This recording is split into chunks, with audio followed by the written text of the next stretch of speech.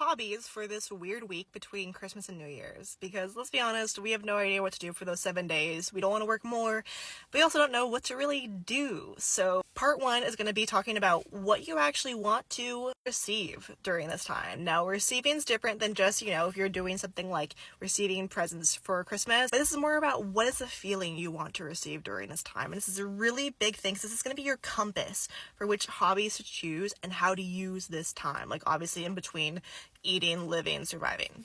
So when you're thinking about what you need to or want to receive during this week, I think about it in this way. Number one, there are certain things called the types of rest. There's 7 types of rest that range from mental rest, social rest, creative rest. I always forget like 2 or 3 of them, but there's 7 of them. And the thing about them is they're really there to show you that there's a depletion on one side.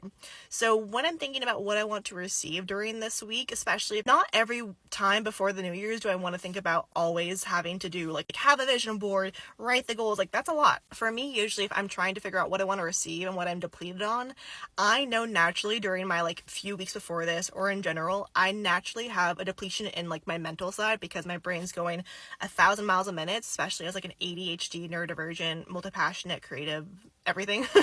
So because of that, I end up realizing that I need help more with like slowing down both the brain and the body in a way that actually works for me. So that's usually for me what I want to receive during this week is either something around the mental side or for me around the creative rest. So even though I do some creative work for business, I don't sometimes do a lot of creative work that fulfills me. And that's a really huge thing to look for when I'm talking about receiving, because that's going to be the biggest thing for you to be your kind of like compass through this. Like what would make this, if you were the biggest journal prompt I could give you here is, if you were to go into this week, what would be something that would make you proud that you did, that would make you happy that you did, and use that as your compass. And beyond that, obviously look into the 7 types of rest, but start there first and we'll go into the specific hobbies next.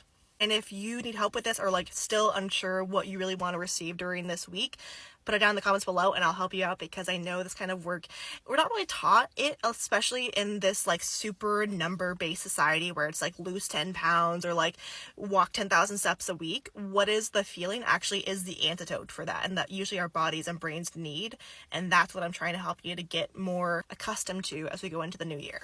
And the more specific hobbies in the next video.